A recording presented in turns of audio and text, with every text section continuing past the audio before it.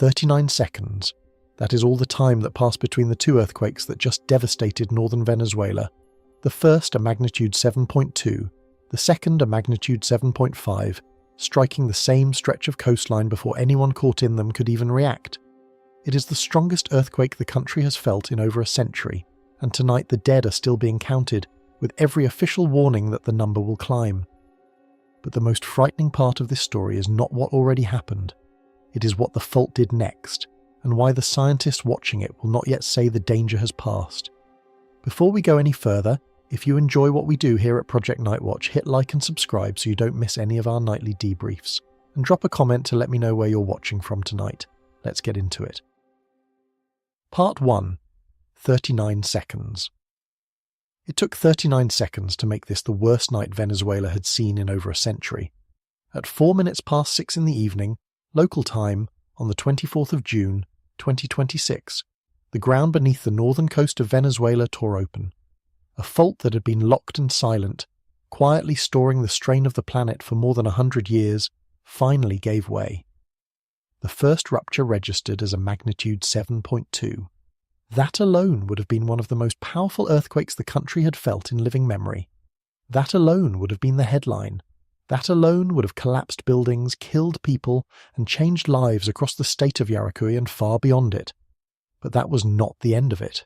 That was the beginning. 39 seconds later, before the dust of the first quake had even begun to settle, before a single person had managed to process what was happening, the Earth moved again, and this time it was bigger. A magnitude 7.5 main shock ripped through the crust just a few kilometers from the first, near the town of Umari, releasing roughly 3 times the energy of the rupture that had come less than a minute before. 2 great earthquakes, 1 fault system, less than the span of a held breath between them.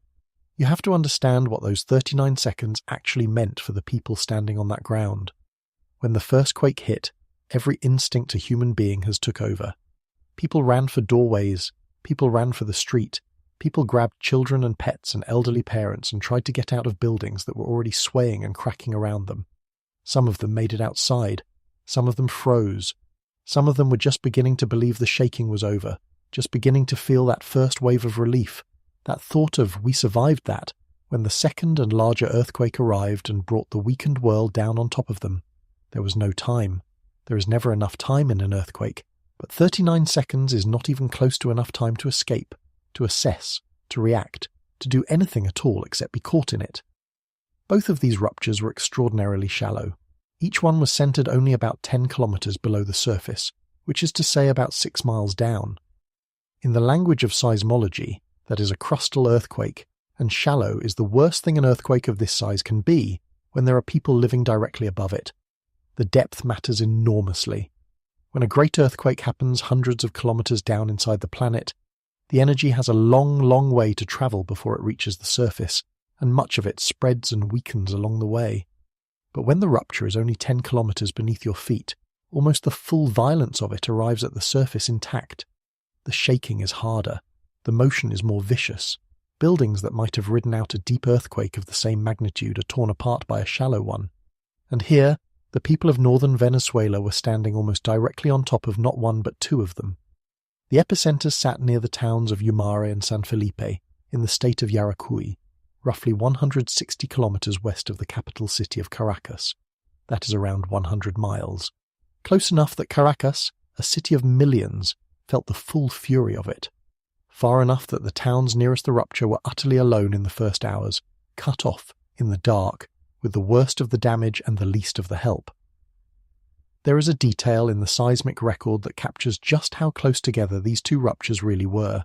When seismologists first looked at the data streaming in from monitoring stations around the world, the 2 earthquakes were so tightly spaced in time that the seismic waves from the first were still washing across the planet when the second one began to radiate its own. The ground had not had time to return to rest between them. To the instruments, it appeared almost as a single, monstrous, escalating event. 2 distinct ruptures whose signatures overlapped, like 2 thunderclaps so close together that the echo of the first is drowned out by the arrival of the second. That overlap is the technical fingerprint of what the people of Yaracuy experienced as one unbroken nightmare, a shaking that paused and then returned worse, and it is the first clue that what struck Venezuela was something rarer and more dangerous than a single great quake. Consider, too, what a shallow magnitude 7.5 actually does to the landscape itself beyond the buildings. A rupture of this size on a strike-slip fault can offset the ground across the fault line by meters, tearing roads, snapping pipelines, severing the buried cables that carry power and communication, and reshaping the surface in ways that complicate every rescue that follows. The land on one side of the fault lurches past the land on the other, and everything built across that line, every road and wall and water main is sheared apart at the seam. This is why, in the hours after a great shallow earthquake, the practical machinery of a society can fail all at once. It is not only that buildings fall, it is that the very ground they stand on has been rearranged, and the arteries that carry help into a disaster zone are cut at the exact moment they are needed most. Within minutes, the reports began to come in, and they were the kind of reports that make your stomach drop. Buildings collapsing in Caracas, a bank building coming down, the country's main international gateway, Simon Bolivar International Airport, damaged badly enough that every arriving and departing flight was halted, sealing off one of the fastest ways to get aid into the country at the exact moment the country needed aid the most. The Venezuelan government declared a state of emergency, and then came the number that no one wanted to say out loud, the number that everyone knew was only a beginning. At least 164 people confirmed dead, nearly 1,000 injured, and every official who spoke that number attached the same terrible warning to it. This number will rise. That phrase is the reason we are here tonight. This number will rise. Because the story I am about to tell you is not a story about something that happened and ended. It is a story about something that is still happening right now as you listen to this. The dead are still being counted. The trapped are still being dug out.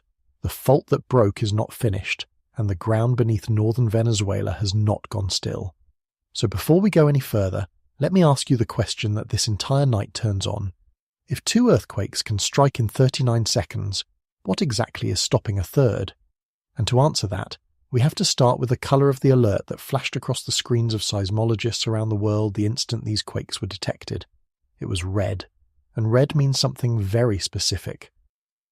Part 2. The colour red. The United States Geological Survey has a system, and that system painted this earthquake the darkest colour it has. When a large earthquake happens anywhere on the planet, within minutes an automated system swings into action. It is called Pager, and its job is to answer a single brutal question before any rescuer has reached the scene, before any reporter has filed a story, before anyone on the ground even knows the scale of what has happened to them. The question is simply this: how bad is this going to be? Pager takes the magnitude of the quake, the depth, the location, and it overlays all of that onto maps of where people live, what their buildings are made of, and how those buildings tend to behave when the earth shakes. Out of that calculation comes a colour. Green means a quake that will likely cause little or no damage. Yellow means a local emergency. Orange means a regional disaster with real casualties. And red, the highest level, the level this system reserves for catastrophe, means an event expected to produce mass casualties and economic losses on a national scale. Both of the Venezuela earthquakes came up red, not one of them. Both. Now I want to be very careful and very honest with you here, because this is the most important thing to understand about the night of June 24th, and it is the thing that is easiest to get wrong. When that red alert flashed, the confirmed death toll was not in the thousands. It was much smaller, and it climbed in stages as the hours passed. So how can the alert say catastrophe when the confirmed count is, at first, relatively low? The answer reveals something deeply unsettling about the first hours after a great earthquake. The confirmed number and the real number are almost never the same, and in those early hours they can be separated by an enormous, frightening gap. Think about why. In the first hours after a shallow magnitude 7.5 strikes a populated region, the picture is not clear. It is the opposite of clear. Communications are down. Cell towers have lost power or fallen. Roads are blocked by rubble and by landslides. The towns closest to the epicenter, the ones that took the hardest shaking, are very often the ones you hear from last, precisely because they are the most damaged. The confirmed death toll in those first hours is not a measure of how many people died. It is only a measure of how many deaths have already been reached, verified, and reported by people who are themselves struggling to survive and to function. Every confirmed number you hear in the first day is a flaw. It is the minimum. It is the count of the dead we already know about. It is never, ever the total. It helps to understand what that red designation is actually built from, because it is not a guess and it is not drama. The system draws on decades of accumulated data about how earthquakes of a given size, at a given depth, in a given place, have affected the people and buildings above them in the past. It knows, statistically, how the particular construction styles of a region tend to perform under violent shaking. It knows how many people live in the affected zone and how the shaking intensity falls off with distance from the rupture. And it combines all of that into a probability distribution of outcomes, a spread of how many people are likely to have died and how much economic damage is likely to have been done.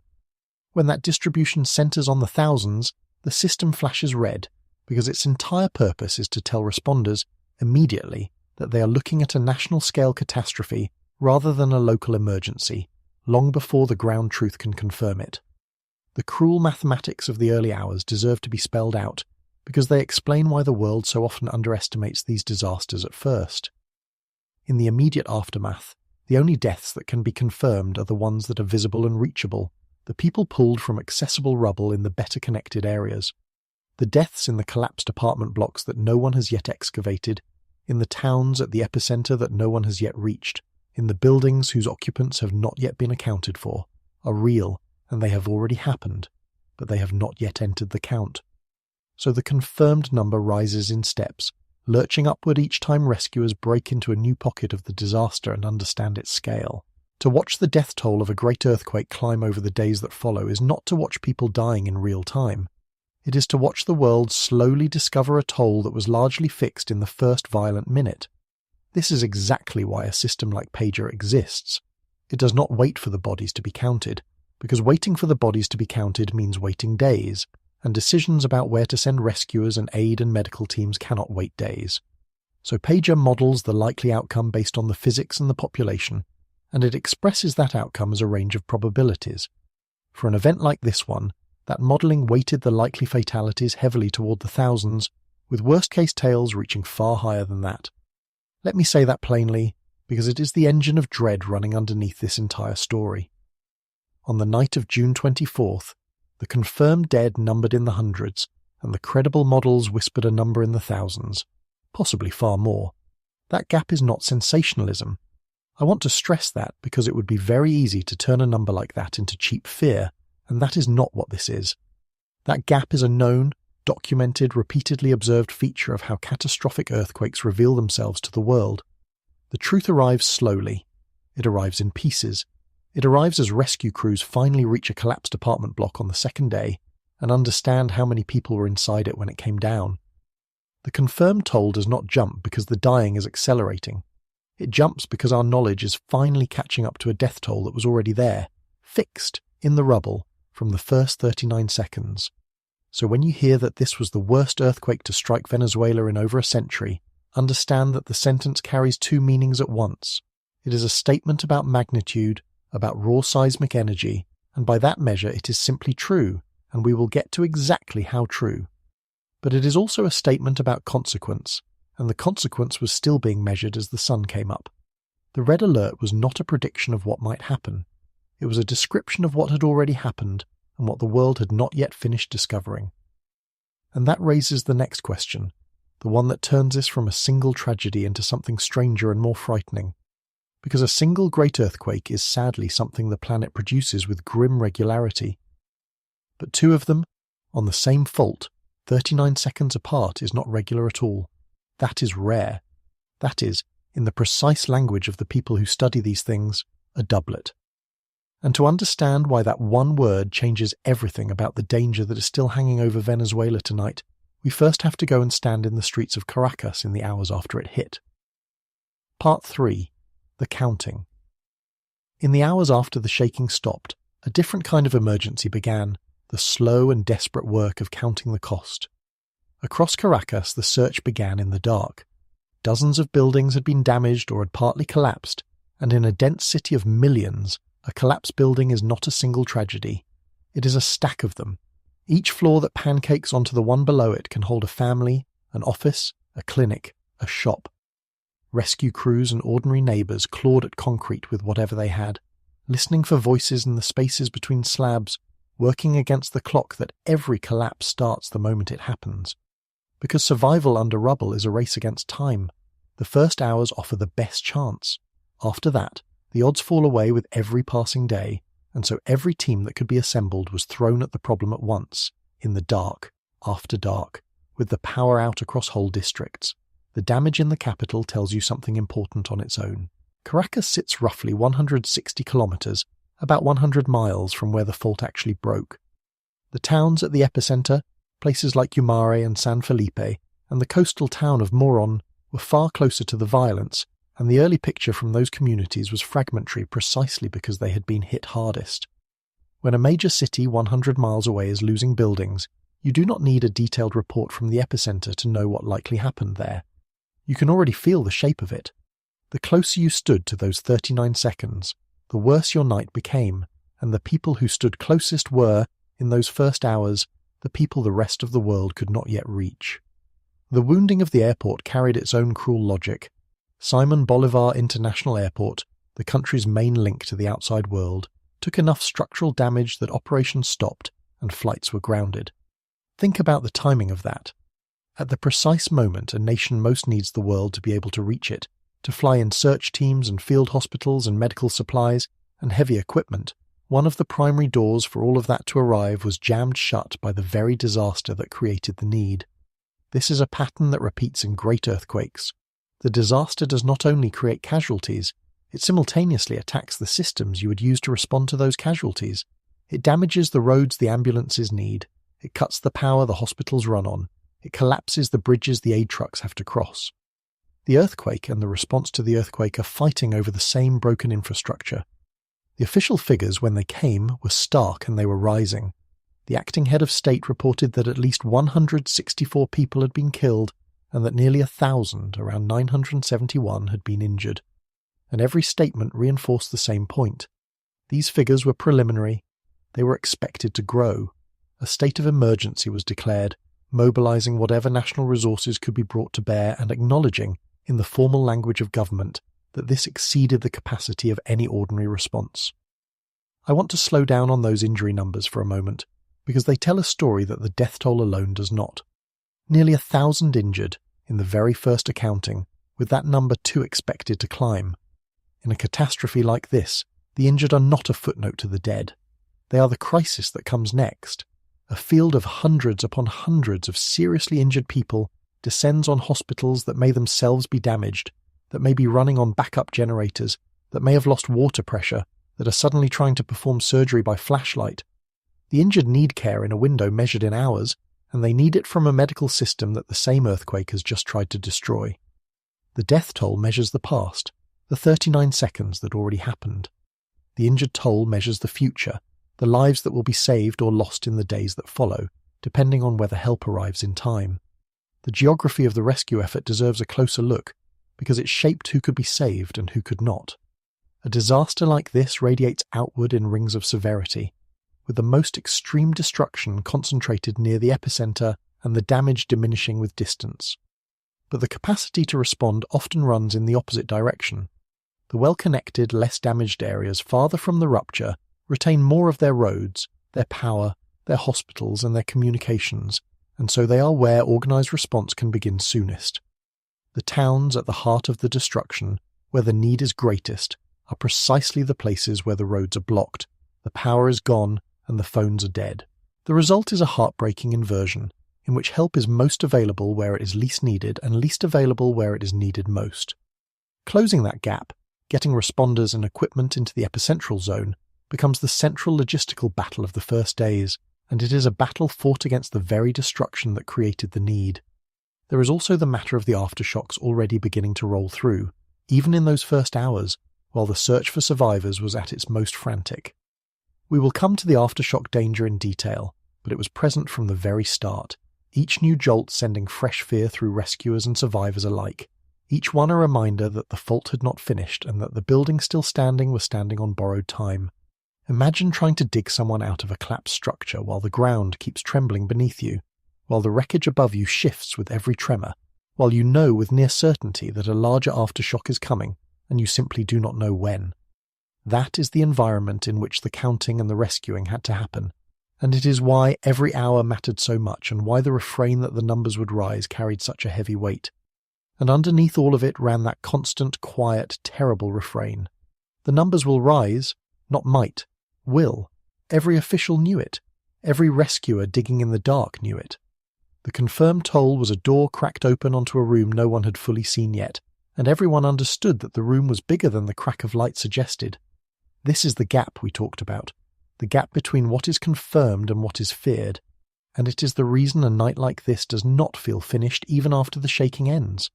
The shaking is the beginning of the story, not the end of it. So here is where we stand before we go deeper. 2 enormous shallow earthquakes struck a populated coastline 39 seconds apart. A capital city 100 miles away lost buildings and lives. The towns at the epicenter were, in the first hours, beyond reach. The way out of the country was damaged, and the count of the dead was climbing, with everyone who spoke about it warning that it was nowhere near final. It is by any measure a catastrophe. But it is also a mystery, and the mystery is the part that should keep you listening. Because that word, doublet, the one the seismologists reached for in the first minutes, is not just a technical label. It is a warning about what kind of event this was, why it was so much deadlier than a single quake, and why the danger to the survivors is right now far from over. To understand all of that, we have to answer a question that sounds simple, and is anything but.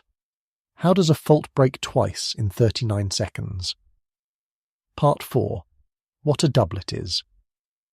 In seismology, there is a word for 2 great earthquakes that arrive together as near equals, and that word is doublet. Most of the time, large earthquakes follow a script we all half know without ever being taught it. There is a main shock, the big one, the one that does the damage. And then there are aftershocks, a long ragged tail of smaller quakes that follow the main shock for days, weeks, sometimes months, each one generally weaker than the one before, the fault settling itself back down into a new and quieter arrangement. The main shock is the headline, the aftershocks are the echoes.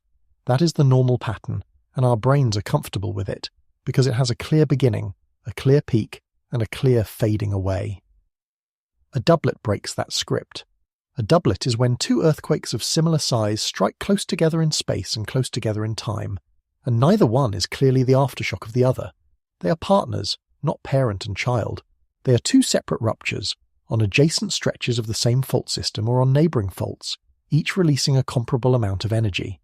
In Venezuela, the first quake was a magnitude 7.2, and the second was a magnitude 7.5. The second was larger, but not by the kind of margin that makes the first one look like a mere prelude. These were 2 heavyweight ruptures standing side by side, and they happened within 39 seconds of one another. That is what makes the word apply. That is what makes this rare. It is worth pausing on why the distinction between a doublet and an ordinary main shock aftershock sequence matters so much for understanding danger. In a normal sequence, the main shock is the largest event, and everything that follows is meaningfully smaller, which means that once the main shock has passed, the worst is, in the usual case, behind you.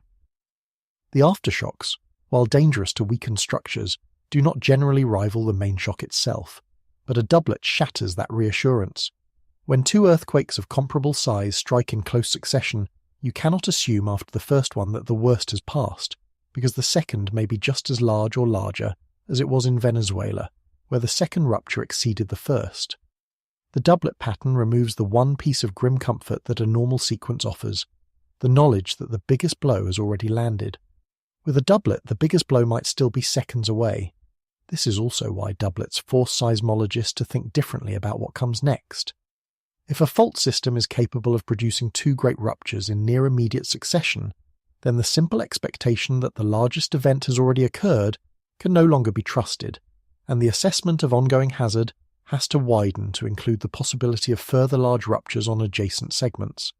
A doublet is, in a sense, the fault telling you that it was loaded across a broad area, not just at a single point, and a broadly loaded fault system is a more dangerous thing than one that has released its strain at a single spot.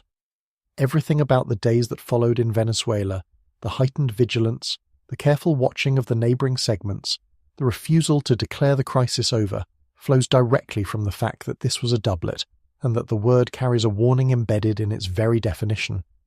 and it is genuinely rare.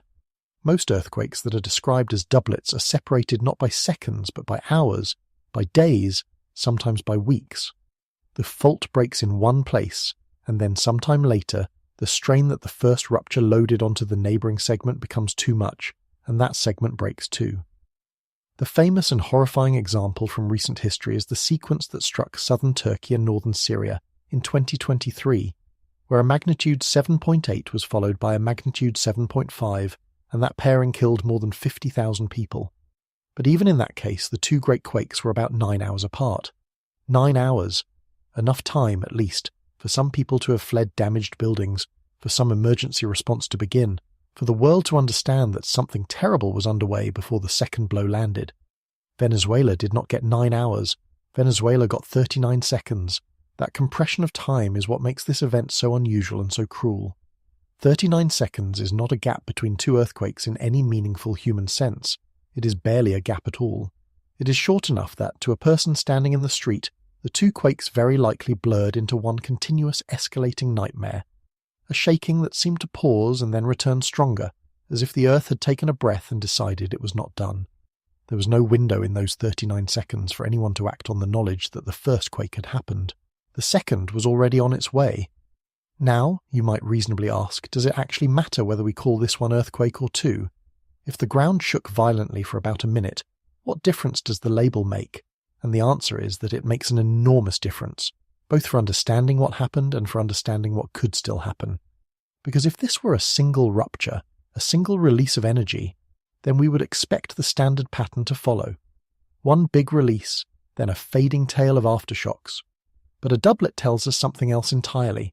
It tells us that this fault system was so heavily loaded, so close to failure across more than one segment at once, that the breaking of the first segment was enough to instantly trigger the breaking of the second.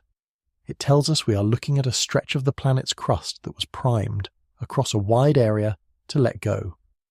And that has direct, urgent implications for whether the neighbouring segments, the ones that have not yet broken, might be next. That is why seismologists reached for the word doublet in the very first minutes. It was not academic precision for its own sake. It was a recognition that this was not a simple event with a simple aftermath. It was a flag that the situation was more dangerous and more unfinished than a single quake would have been. To understand exactly why one rupture can set off another almost instantly, we have to go down into the rock itself, into the physics of how a fault passes its stress to its neighbour. And that physics is the key to the most important question of all, whether the ground beneath Venezuela is done. Part 5. The Physics of the Second Shock. To understand how a fault breaks twice in 39 seconds, you have to stop thinking of an earthquake as a release and start thinking of it as a transfer. We tend to picture an earthquake as a simple letting go.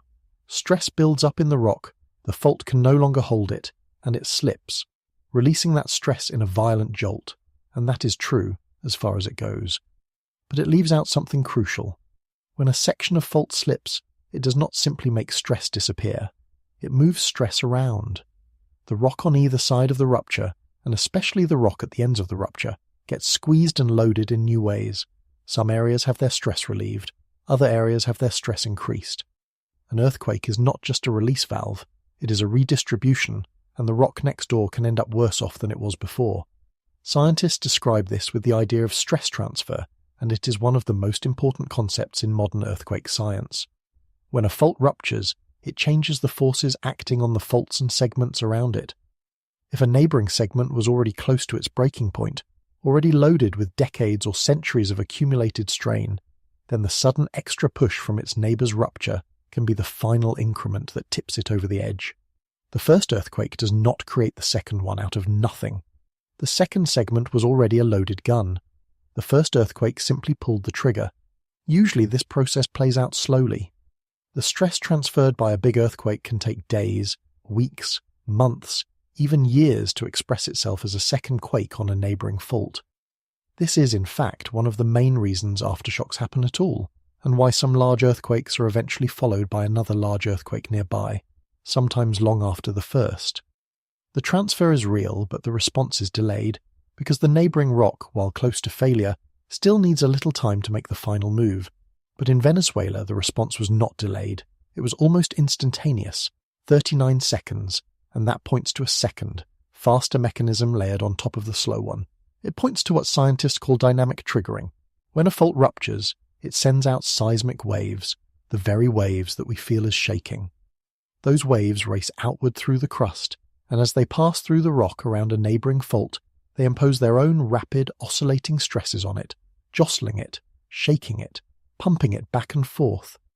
If that neighbouring segment is sitting right at the edge of failure, the passing waves themselves, the literal vibrations of the first earthquake, can be enough to knock it loose. Not the slow accumulated transfer of stress, but the immediate physical shaking of the first rupture, reaching over and shoving the next segment off the cliff. A 39-second separation is the fingerprint of this kind of near-instant triggering. It is too fast to be the slow, patient stress transfer that produces a quake weeks later. It strongly suggests that the second segment was so critically loaded that the seismic waves of the first rupture, arriving in a matter of seconds, were enough to set it off. And that in turn tells us something sobering about the state of this entire fault system. It was not just one segment that was ready to break. It was at least two sitting side by side, both so close to the edge that the failure of one immediately dragged down the other. It helps to picture the difference between the two triggering mechanisms physically, because they operate on completely different timescales. The slow mechanism, the static stress transfer, is like leaning more weight onto a shelf that is already sagging. The added load is permanent, and given enough time, the shelf may give way under it.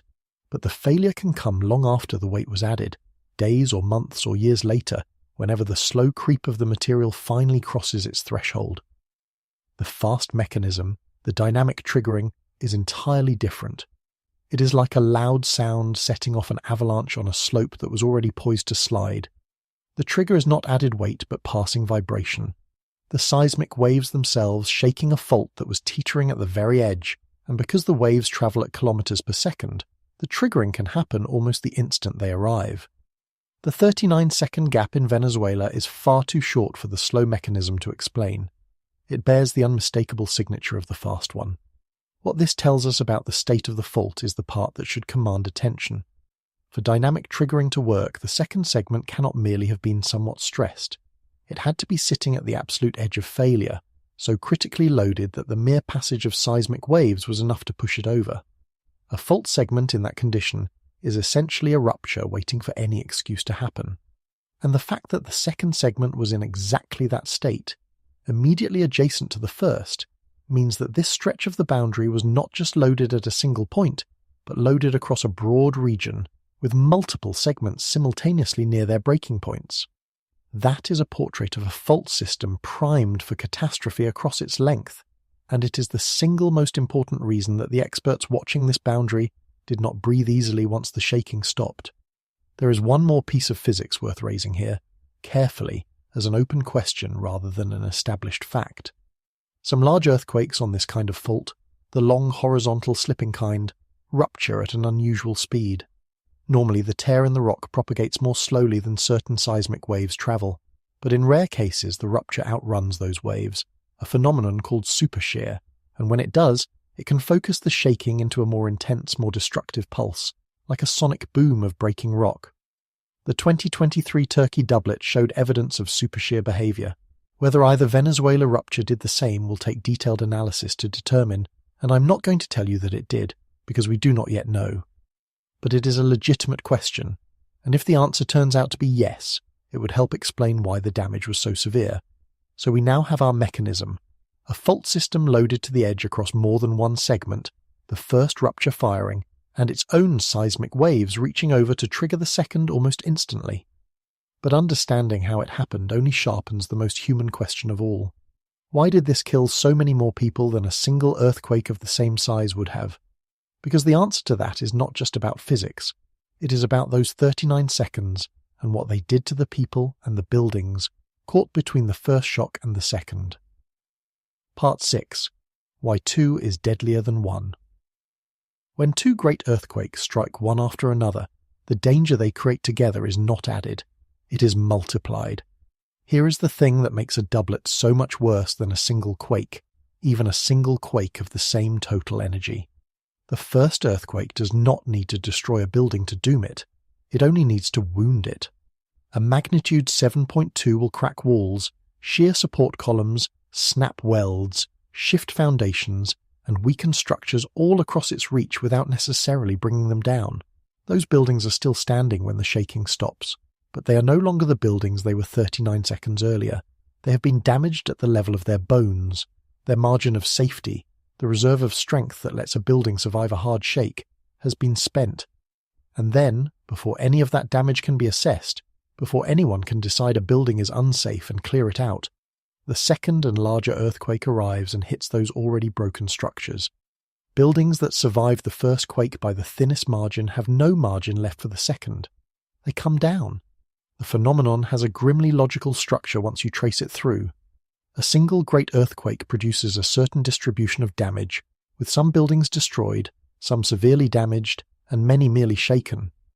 The severely damaged buildings, the ones cracked and weakened but still standing, represent a kind of reservoir of latent catastrophe. They are no longer safe, but they have not yet fallen. In an ordinary earthquake, that reservoir drains slowly and relatively harmlessly, as inspectors condemn the worst structures, as occupants are kept out, as the buildings are eventually repaired or demolished in an orderly way over months. But a doublet does not allow for any of that orderly draining. It strikes that reservoir of weakened buildings with a second great earthquake within seconds, before anyone has been kept out, before anything has been inspected or condemned, while the buildings are still full of the people who survived the first shock. The second quake converts the entire reservoir of latent catastrophe into actual catastrophe, all at once. This is also why the casualty figures from doublets tend to climb so steeply and so tragically.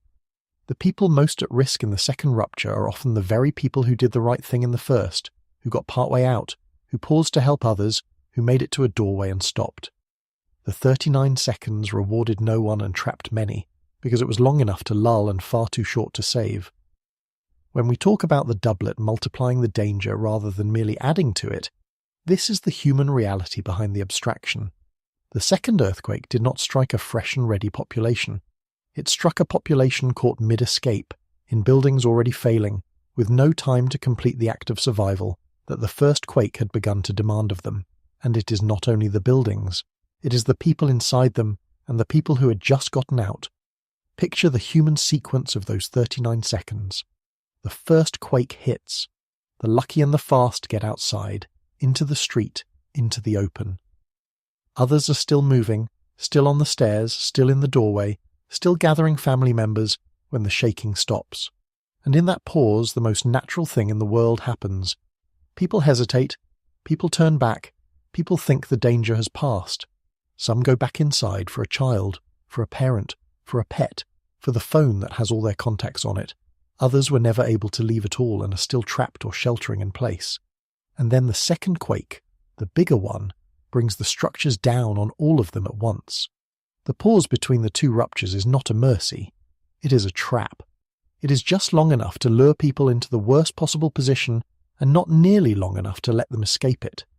This is why the 2023 earthquakes in Turkey and Syria were so catastrophic, why they killed more than 50,000 people. The first great quake created a region full of damaged, weakened buildings and shocked, displaced people, and then the second great quake swept through that exact region and finished what the first had started.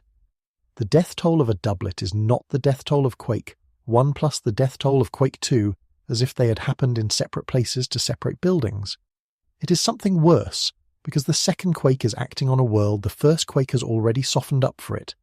The two events compound. They feed each other. The whole is deadlier than the sum of its parts. Now bring that understanding back to Venezuela.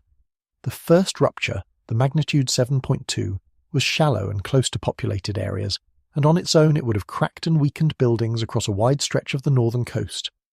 39 seconds later, the magnitude 7.5, larger and just as shallow, struck that same softened region. Every structure compromised by the first quake faced the second in a degraded state, and the people, in those 39 seconds, had no real chance to get clear. The conditions that make a doublet a mass casualty event were all present, all stacked together, all at once. This is the mechanism behind that red alert. This is why the models reach for numbers in the thousands.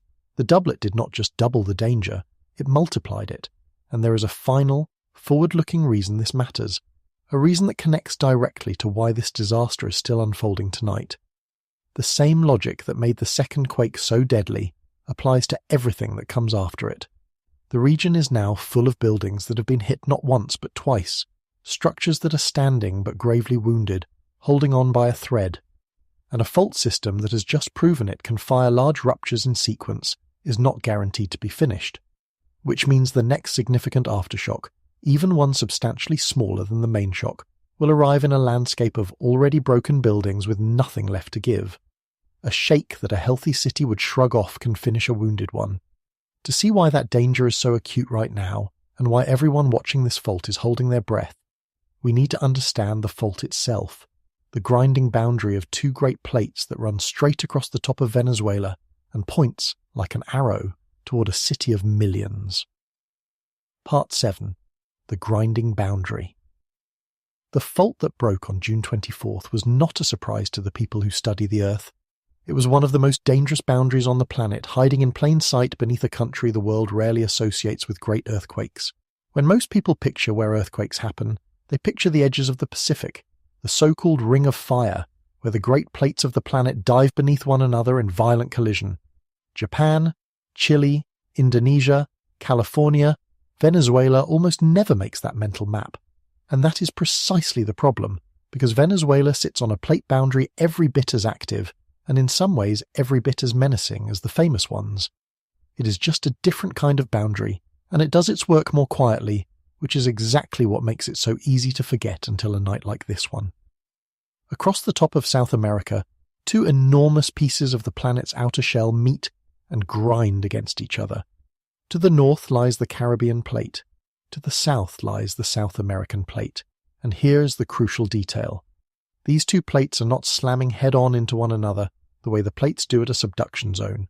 Instead, they are sliding past each other horizontally, the Caribbean plate creeping eastward relative to South America, the two of them scraping along side by side like two vast slabs of rock dragged in opposite directions.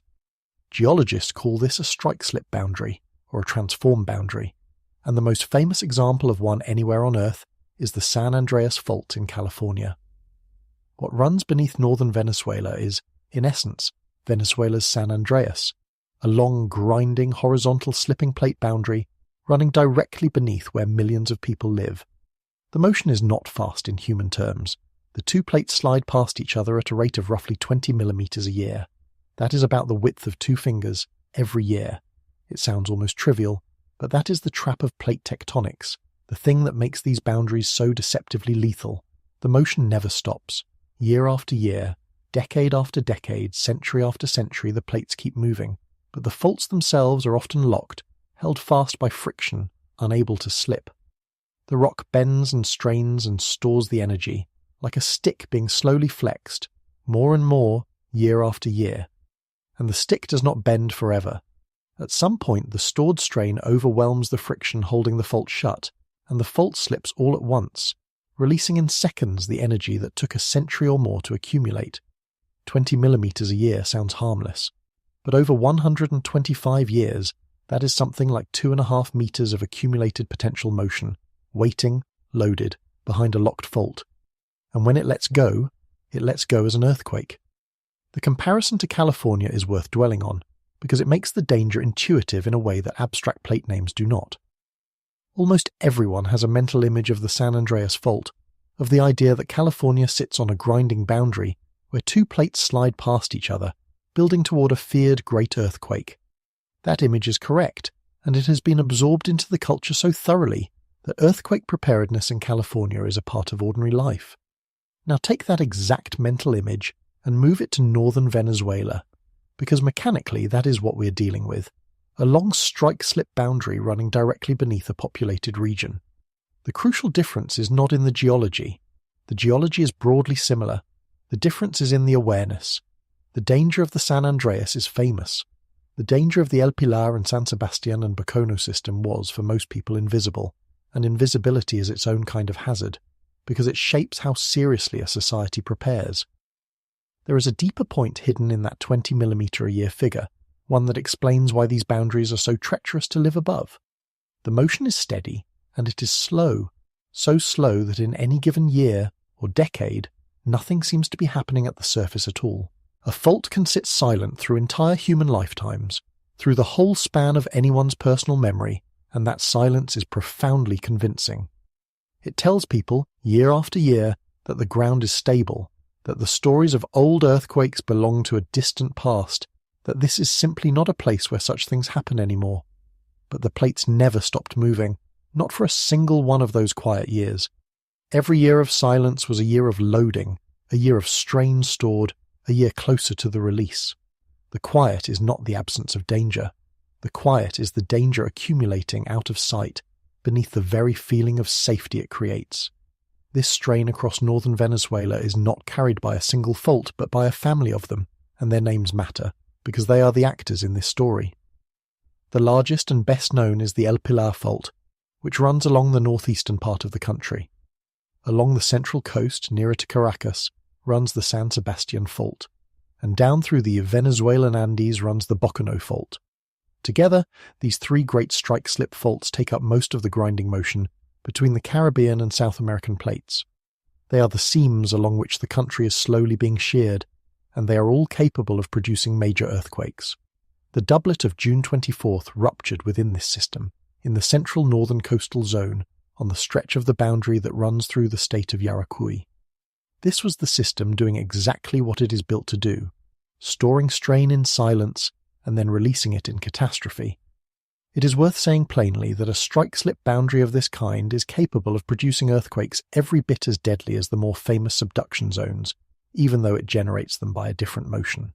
The subduction zones, where one plate dives beneath another, are responsible for the very largest earthquakes the planet produces and for the great tsunamis that so often accompany them. A strike-slip boundary like the one beneath Venezuela does not usually reach those extreme magnitudes, and it does not usually generate large tsunamis, because its motion is mostly horizontal. But that is cold comfort to anyone living above it. A shallow strike-slip rupture in the magnitude 7 range directly beneath a populated region is among the most destructive events the Earth can deliver to a city, precisely because it places enormous energy at shallow depth, right under where people live. The absence of a tsunami does not soften the blow on land. It simply means the devastation is concentrated where the shaking is, rather than carried out to sea.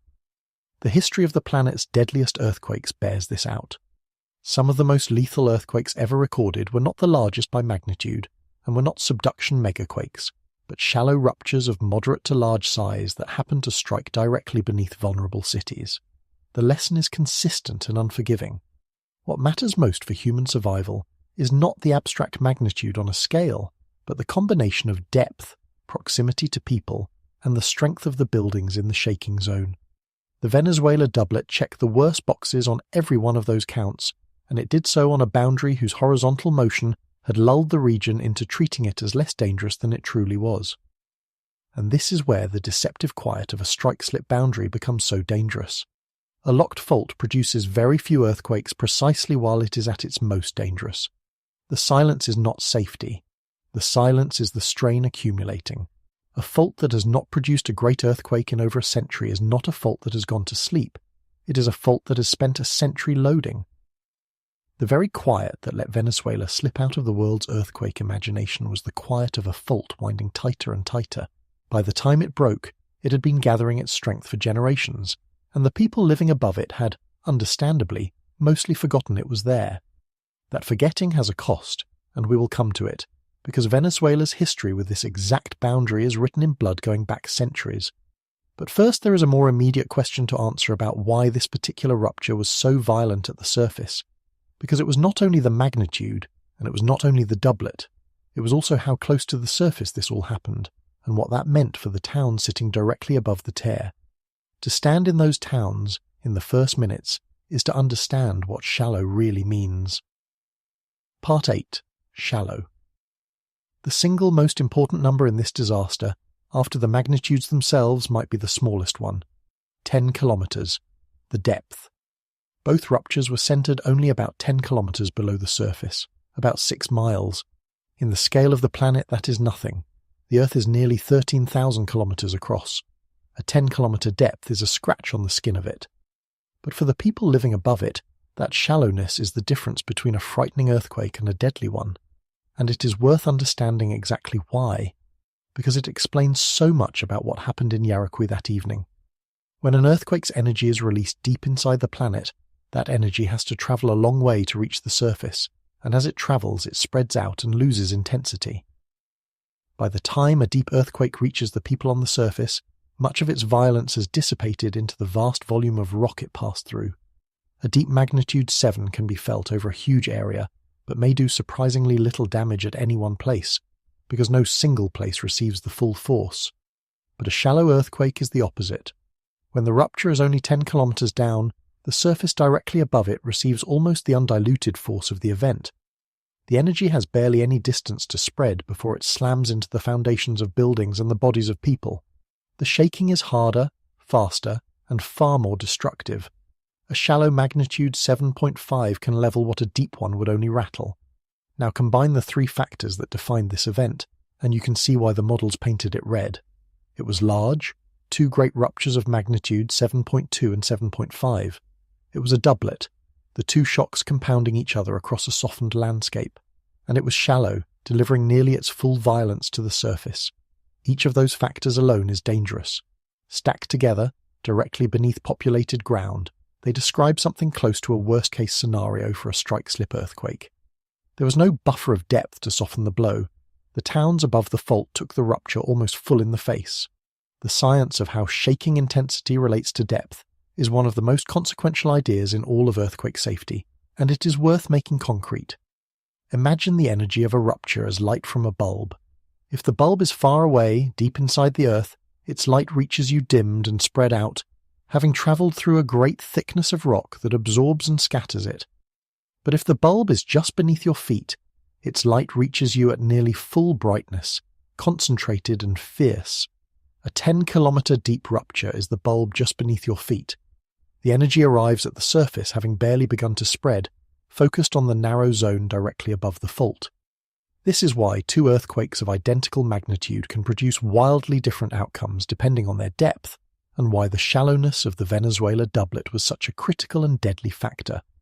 The same magnitude, placed 100 kilometres deeper, would have been a far less lethal event. Layer onto that the nature of the ground itself, because the surface geology can amplify the shaking even further. When seismic waves pass from hard bedrock into softer sediments, they slow down and they grow, their motion increasing in amplitude as the soft ground shakes like jelly on a plate. Many populated areas, including river valleys and coastal plains and the basins where cities so often grow, sit on exactly this kind of soft sediment.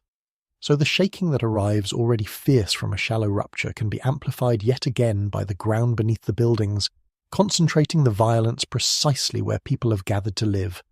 We will see this factor return with terrible force when we look at what happened to the modern towers of Caracas in the past.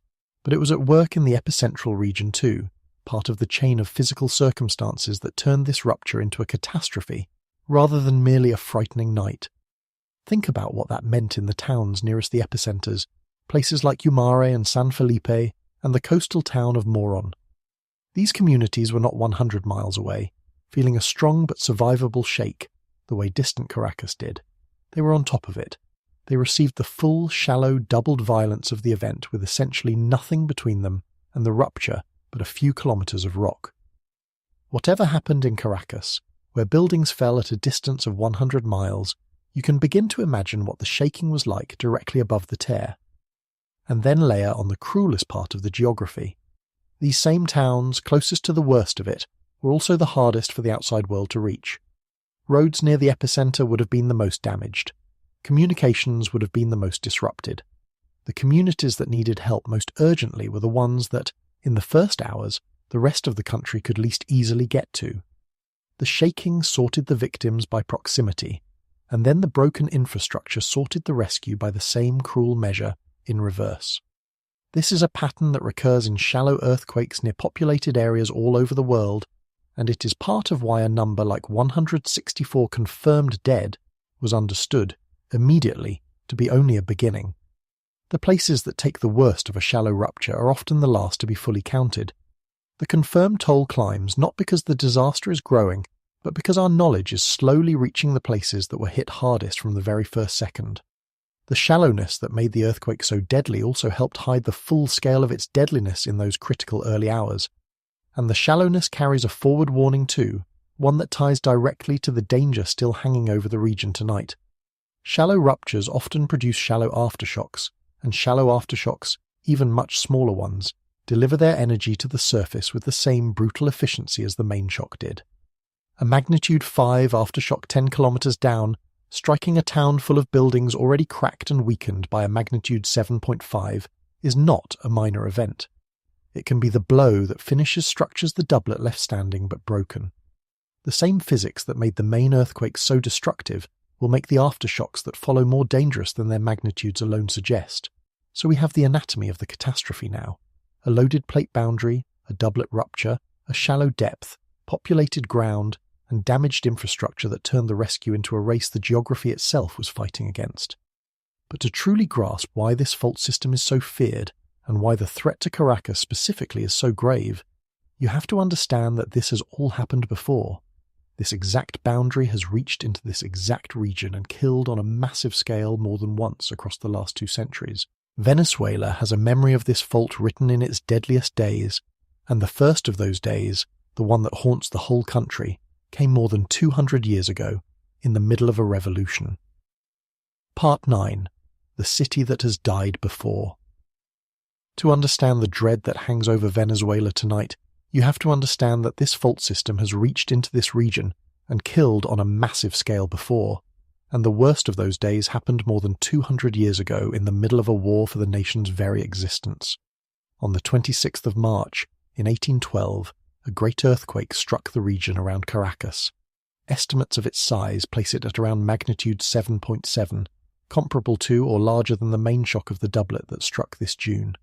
But the death toll of the 1812 earthquake belongs to a different and darker category entirely. The estimates of how many people died that day range from 15,000 to as many as 30,000.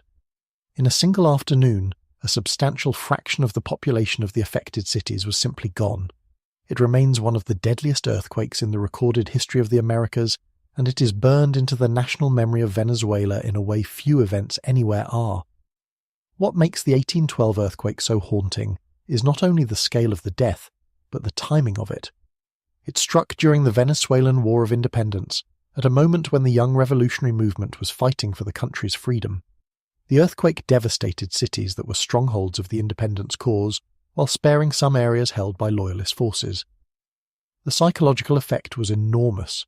Some interpreted the disaster as a divine judgment, a sign against the revolution, and the earthquake became not just a humanitarian catastrophe, but a political and spiritual crisis, a blow to the morale of a nation trying to be born. There is a famous account of one of the leaders of the independence movement standing in the ruins and declaring in essence that if nature itself opposed them, they would fight nature and force it to obey. The earthquake became a part of the story Venezuela tells about itself, a wound at the very founding of the nation. The reason a catastrophe from more than 2 centuries ago bears so directly on the present is that the fault does not measure time the way we do. To a human being, 1812 is impossibly distant, a date from the age of revolutions, separated from us by the whole span of modern history. But to the plate boundary beneath Venezuela, 2 centuries is a single short chapter in a story written across millions of years, and the same boundary that ruptured then has been doing the identical work, at the identical pace, in the identical place, every year since. The faults do not reset their clocks to match our sense of what counts as ancient history. They simply keep loading, and the events we file away as belonging to a vanished past are, from the fault's perspective, recent rehearsals for the same performance it gives again and again. This is the trap that catches every generation that lives above a great fault. The memory of disaster fades faster than the danger does. The people who survived 1812 carried a vivid, terrified understanding of what the ground could do, but that understanding lives in human memory, and human memory is short, passed down weaker with each generation, until it becomes a line in a history book rather than a felt and guiding fear. Meanwhile, the fault, indifferent to whether anyone remembers it, continues its patient accumulation of strain, entirely unaffected by the fading of the memory that might have kept people prepared. By the time the next great rupture comes, the lesson of the last one has often dimmed to an abstraction, and a population that has stopped truly believing in the danger is caught, once again, unready. The doublet of 2026 struck a region for which 1812 had become exactly that kind of distant abstraction. Now step back and hold those two dates next to each other, 1812, 2026. More than 2 centuries apart, and yet the same plate boundary, the same grinding of the Caribbean against South America, the same family of strike-slip faults, reaching into the same populated region of northern Venezuela to deliver a great and deadly earthquake. The 1812 event was a reminder, written more than 200 years ago, of exactly what this boundary is capable of when it lets go beneath people. And it was not the last reminder. It was only the first of several, each one a marker laid down across the centuries, each one saying the same thing. This fault is not dormant. This fault is not finished. This fault will return. The reason a 200-year-old earthquake matters so urgently tonight comes back to the physics we have already talked about. A strike-slip boundary moving at 20 millimeters a year never stops loading. The strain that produced 1812 did not represent some one-time release that drained the system forever. The plates kept moving the very next day, and the next year, and every year since, reloading the faults, rebuilding the strain, setting the stage for the next great rupture. Earthquakes on a boundary like this are not freak events. They are recurring features, as predictable in the long run as they are impossible to time in the short run. Venezuela was always going to face another great earthquake on this boundary. The only questions were when and where and how ready anyone would be. The answer to that last question across the centuries has too often been the same. Not nearly ready enough. And here is the part that should genuinely unsettle you. 1812 was not even the most recent time this fault system reached into the area and killed. There were others, closer to our own time, including one within living memory that exposed a terrifying modern vulnerability, a vulnerability that has only grown in the decades since.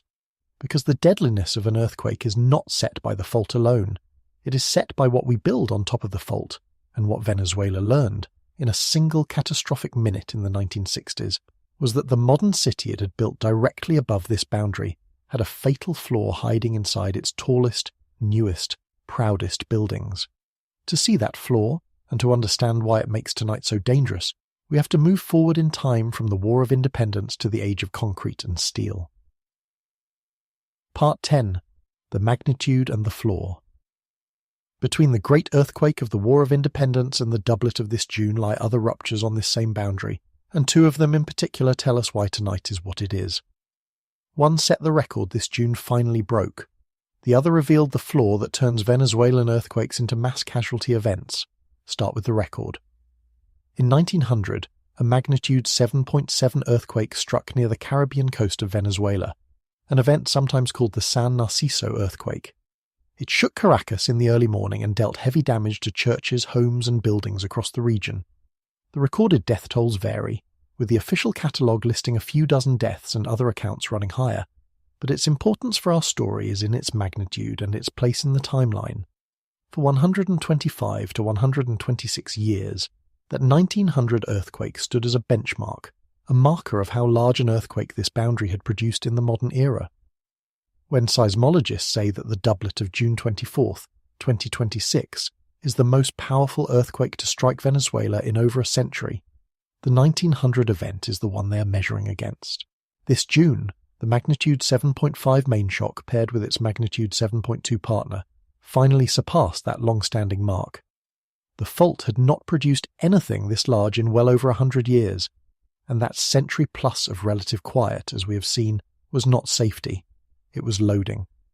Let me put the energy of this event in perspective, because the numbers on the magnitude scale are deceptive in a way that hides how violent this really was. The magnitude scale is not linear. Each whole step up the scale represents roughly 32 times more energy released. So a magnitude 7.5 does not release a little more energy than, say, the magnitude 6.6 that we're about to discuss from 1967. It releases something like 22 times more energy. And the 2 ruptures of the doublet together, the 7.5 and the 7.2, represent a combined release larger than either one alone. This was not a marginally bigger earthquake than the ones in Venezuela's recent memory. In terms of raw energy, it was in a different class. the largest unleashing of seismic energy this boundary had produced in the lifetime of everyone alive to feel it. The interplay between the fault and the city is where the real lethality of these events is decided, and it is worth stating the principle in its starkest form. An earthquake in an empty wilderness, no matter how large, harms no one. An earthquake of identical size beneath a dense city of vulnerable buildings can kill tens of thousands. The fault provides the energy, but the death toll is written by what we have built above it and how. This is a strangely hopeful idea buried inside a grim one, because it means that a large fraction of earthquake mortality is not dictated by the raw power of the planet, but by human choices about construction, choices that are, at least in principle, within our control. It is also a deeply sobering idea, because it means that when a great earthquake does kill on a massive scale, the buildings are part of the reason, and the vulnerabilities were, in most cases, knowable in advance. Caracas embodies this principle with painful clarity.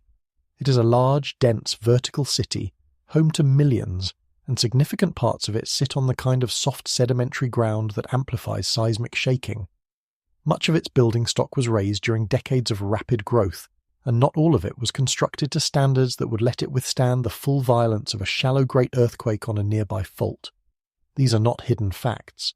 They are the well-understood ingredients of seismic risk, the same ingredients that turned a moderate earthquake into a mass casualty event in the city once before. The doublet of June 24th struck a region whose largest city carries exactly these vulnerabilities, which is why the concern extends so far beyond the epicentral towns, and why the history of how this city has fared against this fault is not a museum piece but a live and urgent warning. But magnitude is only half the story of why earthquakes kill, and the other half is the more frightening one, because it is the half that is our own doing. To see it, you have to go to the 29th of July, 1967. On that evening, a magnitude 6.6 earthquake struck near Caracas. By the standards of the doublet that just happened, that is a substantially smaller earthquake, and yet it killed somewhere between 225 and 300 people, injured well over 1,000, and it did so in a way that taught Venezuela a lesson it could not afford to forget. Because the deaths in 1967 were not spread evenly. They were concentrated horrifyingly in some of the newest and most modern parts of the city. In the affluent districts of Caracas, neighborhoods filled with recently built high-rise apartment towers, several of those modern buildings collapsed completely. 4 10 to 12-story apartment buildings, constructed only a few years earlier, came down. Meanwhile, many older, smaller, traditional structures rode out the same earthquake with comparatively little damage. Read that again, because it inverts what we instinctively assume. It was the new buildings, the tall ones, the modern ones, that failed. The reasons involved how those particular buildings were designed and built, and the way the soft sediments beneath parts of the city amplified the shaking and resonated with the tall towers in a deadly match of frequencies. The ground shook in a rhythm, and the tall buildings swayed in a rhythm, and where those rhythms aligned, the buildings were torn apart while shorter structures nearby survived.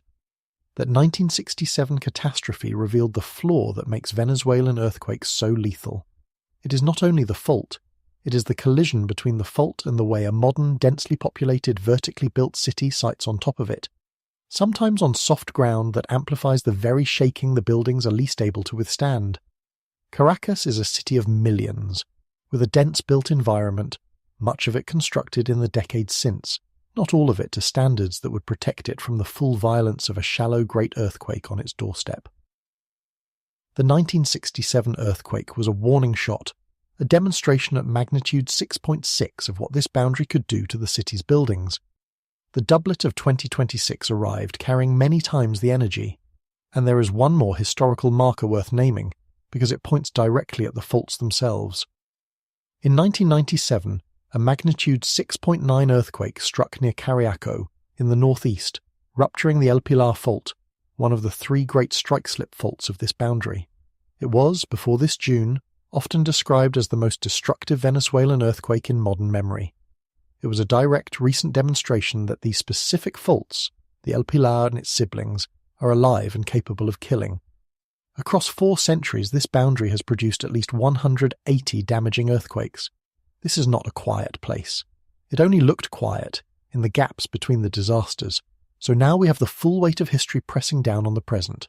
A boundary that killed tens of thousands in 1812, a magnitude 7.7 in 1900 that stood as the record until this June, a magnitude 6.6 in 1967 that pancaked modern towers and exposed the city's fatal vulnerability, a magnitude 6.9 in 1997 that ruptured one of the very faults in this system, and now, in 2026, the largest of them all in over a century, a shallow doublet directly beside a region of millions. Every one of those past events was followed by aftershocks, and every one of them eventually gave way to the slow reloading of the fault, which brings us at last to the most urgent question of this entire night. Not what already happened, but what happens next. Because the ground beneath Venezuela is not finished, and the danger that remains has a name and a timetable and a frightening probability attached to it. Part 11. The Aftershock Gauntlet. The reason this disaster is not over, the reason the title of this debrief is what it is, comes down to a single, unforgiving fact about how earthquakes behave. A great earthquake is never a single event. It is the opening of a sequence, and that sequence can stay dangerous for days, for weeks, sometimes for months. When a fault ruptures the way the boundary beneath Venezuela ruptured on June 24th, it does not simply release its strain and fall silent. It rings. The rock around the rupture has been violently rearranged. Stress has been redistributed across the entire region, and the crust responds with a long series of aftershocks as it settles into its new configuration. These aftershocks follow a remarkably consistent pattern, one so reliable that scientists have described it with a mathematical law for more than a century. The pattern is this. Aftershocks are most frequent and most intense immediately after the main shock, and their frequency tapers off over time, roughly in proportion to one divided by the time elapsed. In the first hours they come fast and they come often. Over the following days they slow, over weeks they fade. But, and this is the crucial point, the tapering is a statistical tendency, not a guarantee about any single event. The largest aftershock can arrive at any point in that decaying sequence, early or late, and there is no way to know in advance precisely when. For Venezuela, the forecasts issued in the wake of the doublet were sobering. In the first 24 hours alone, something on the order of 24 aftershocks of magnitude 4 or greater were expected. An aftershock of magnitude 5 or greater was considered all but certain, and the chance of an aftershock reaching magnitude 6 or greater within the week following the main shock was placed at roughly 40%. Sit with that number for a moment. Roughly a 40% chance, in the days after the disaster, of yet another earthquake large enough to be a serious disaster in its own right, striking a region that has already been shattered. That is not a small-tail risk. That is close to a coin flip on whether the survivors face another major blow while they are still digging out from the first. It is worth understanding the mathematics of the aftershock forecast a little more deeply, because the probabilities are not arbitrary, and they tell a coherent story. The number of aftershocks of a given size follows a predictable relationship to the size of the main shock, and the largest aftershock in a sequence tends, on average, to be roughly 1 magnitude unit smaller than the main shock that produced it. For a magnitude 7.5 main shock, that rule of thumb points toward a largest expected aftershock somewhere in the magnitude 6 range, which is itself a major and potentially deadly earthquake. The roughly 40% chance of a magnitude 6 or greater within the week is not a wild guess. It is the expression of well-established statistical patterns applied to an event of this size, and because the sequence began with a doublet, with 2 large ruptures rather than 1, the total energy released and the total area of fault disturbed are larger than a single main shock would have produced, which feeds an aftershock sequence that is correspondingly vigorous. The timing of the largest aftershock is where the real cruelty lies, because it cannot be foreseen. The overall frequency of aftershocks declines predictably over time, but that decline describes the average behavior of the whole sequence, not the schedule of its single most dangerous member. The largest aftershock can strike in the first hour or in the third week. It can come while rescuers are deep in the rubble, or while survivors have begun, tentatively, to return to their homes believing the worst is over. This unpredictability is what makes the aftershock phase so psychologically grinding. It is not a danger that announces itself and then passes. It is a danger that persists day after day as a background probability that never quite drops to zero, forcing survivors and responders to live inside a sustained uncertainty that wears at them even on the quiet days, because a quiet day offers no guarantee at all about the next one. And here is where the aftershock danger collides with everything we have already discussed, and becomes far more dangerous than those magnitude numbers alone would suggest. Remember what the doublet did to the buildings of northern Venezuela. It did not only destroy the structures that fell, it wounded the ones that stayed up. Across the region, there are now countless buildings that are still standing, but that have been gravely compromised, their walls cracked, their columns sheared, their structural integrity hanging by a thread after absorbing 2 great shallow ruptures in 39 seconds. Those buildings have already spent their reserve of strength. They survived, but barely. And now they have to face the aftershocks. A magnitude 5 aftershock is, under normal circumstances, a moderate earthquake. In a healthy city of sound buildings, a magnitude 5 is frightening but usually survivable, the kind of event that cracks plaster and rattles nerves more than it kills. But there is nothing normal about the circumstances in Venezuela right now. A magnitude 5 aftershock striking a town full of buildings already cracked and weakened by a magnitude 7.5 is a different proposition entirely. It can be the final blow that brings down structures the doublet left standing. The aftershocks do not have to match the main shock to kill. They only have to finish what the main shock started. And given the shallow depth of this whole sequence, those aftershocks deliver their energy to the surface with the same brutal efficiency that made the main ruptures so destructive. This is also what makes the search and rescue effort so perilous and so agonizing. Rescue workers and ordinary neighbors are right now climbing into and onto the wreckage of collapsed and half-collapsed buildings, working in the spaces between broken slabs of concrete, listening for survivors. They are doing this inside structures that are already failing, in a region where an aftershock of magnitude 5 or larger is considered essentially certain, and a magnitude 6 is a live possibility. Every aftershock that strikes while they work threatens to collapse the very rubble they are searching, endangering both the rescuers and the people they are trying to save. The aftershock sequence does not just threaten new victims, it threatens the people trying to save the victims of the first disaster. It turns the rescue itself into a gauntlet. There is a particular dimension of the aftershock threat that connects directly back to the doublet itself, and it raises the stakes higher than an ordinary aftershock sequence would. In a typical sequence following a single main shock, seismologists can reason with some confidence that the largest event has already happened, and that what follows, while dangerous, will be smaller. But this sequence did not begin with a single main shock. It began with 2 great ruptures in immediate succession, a demonstration that this stretch of the boundary was loaded across multiple segments at once. That history changes how the ongoing hazard must be read. A fault system that has just proven it can fire 2 large ruptures back to back has forfeited the usual reassurance that the worst is certainly behind us, and the assessment of what might still come has to remain wider and more cautious than it would after an ordinary single quake. This is the precise sense in which the aftershock danger and the doublet danger are really the same danger wearing 2 faces. Both flow from a single underlying fact, that the boundary beneath northern Venezuela was loaded to the edge across a broad region, not merely at one point.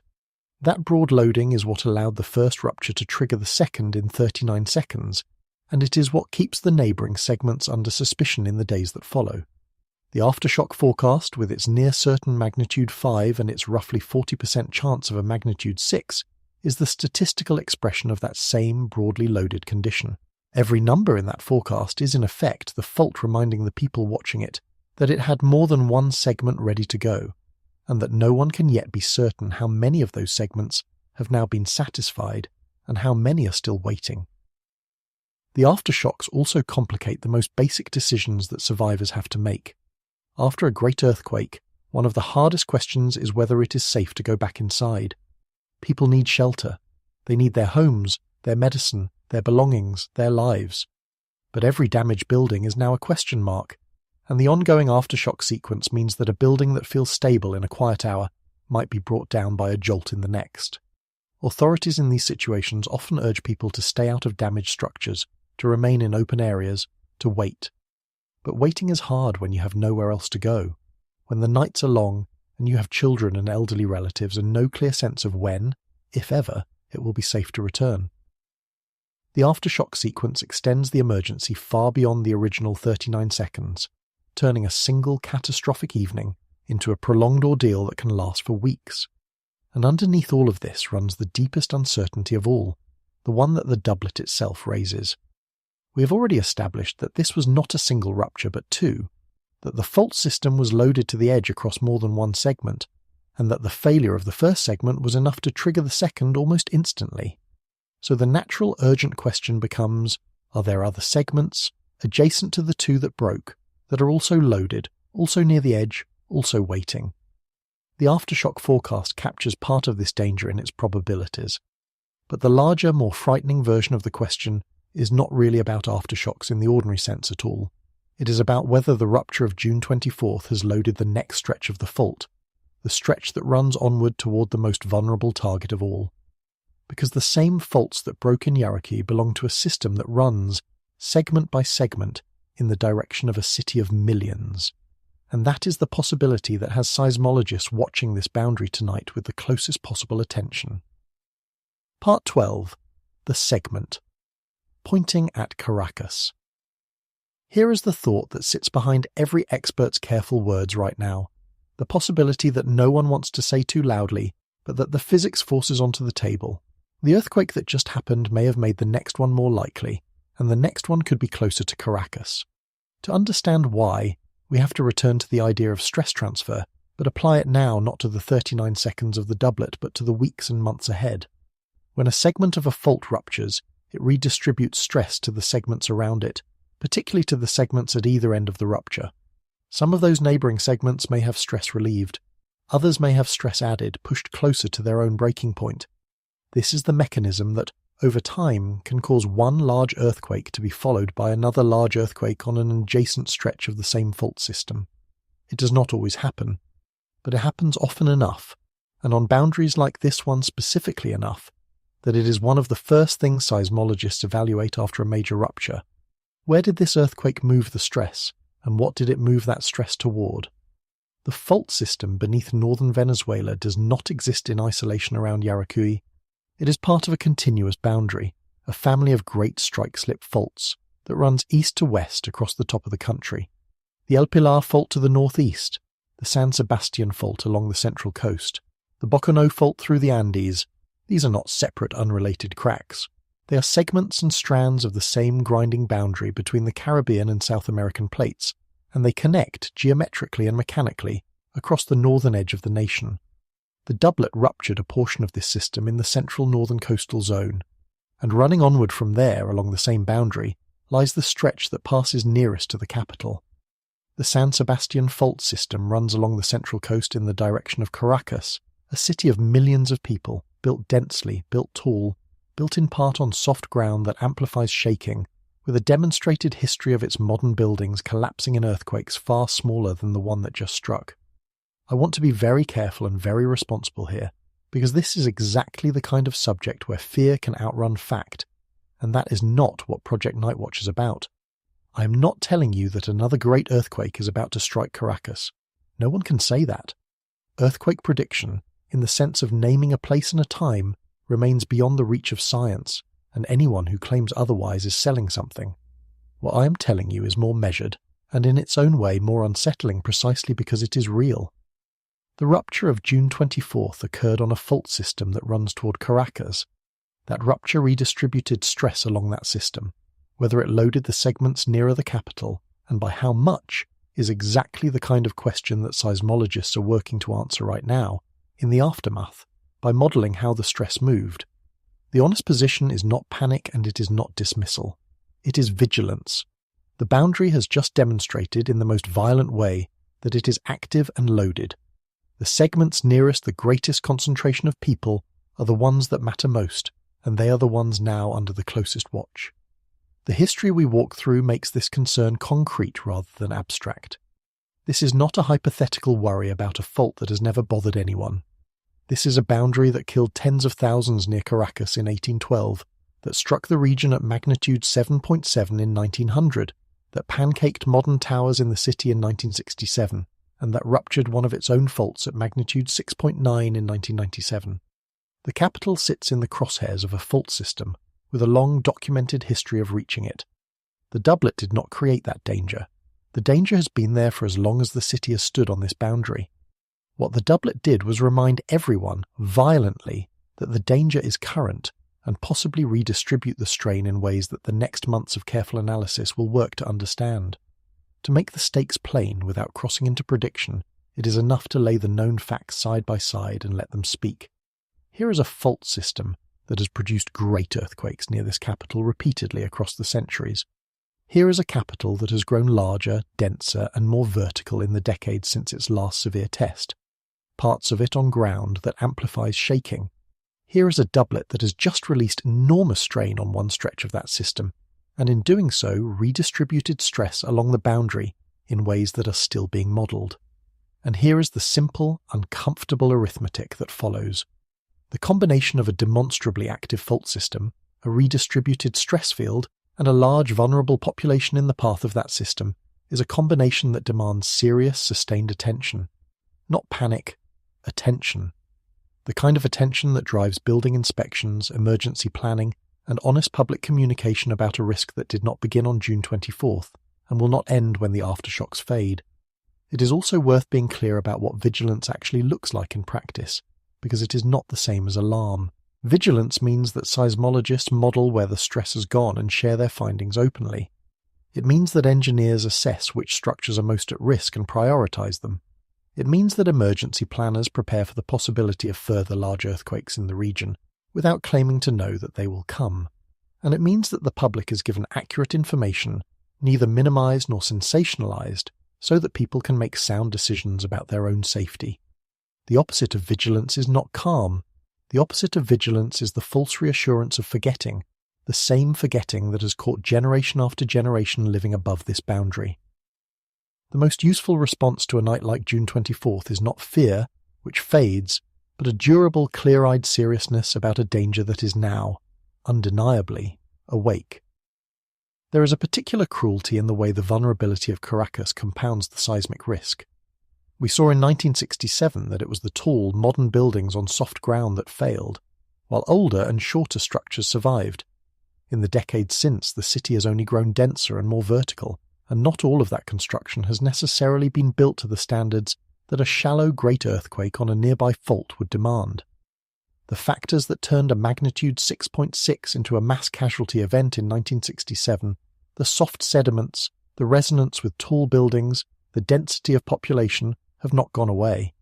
If anything, the exposure has grown as the city has grown.